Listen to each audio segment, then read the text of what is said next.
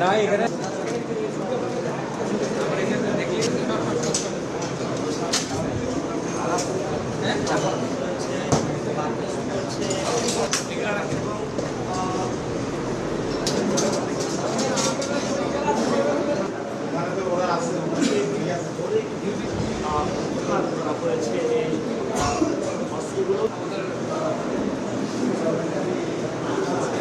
আপনারা সবাই জানেন বেশ কিছুদিন ধরে ঢাকা শহরের বিভিন্ন স্থানে বিভিন্ন সন্ত্রাসী কার্যক্রম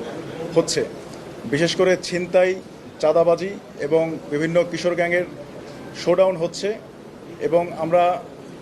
অনেক আসামিকে গ্রেপ্তার করতে পেরেছি এবং বিভিন্ন সময় আমরা আসামিদের কাছ থেকে এরকম সামুরাই সদৃশ বিভিন্ন জিনিস আমরা দেখতে পেরেছি, দেশীয় অস্ত্র, এবং আপনারাও বিভিন্ন সিসিটিভি ফুটেজের মাধ্যমে এবং বিভিন্ন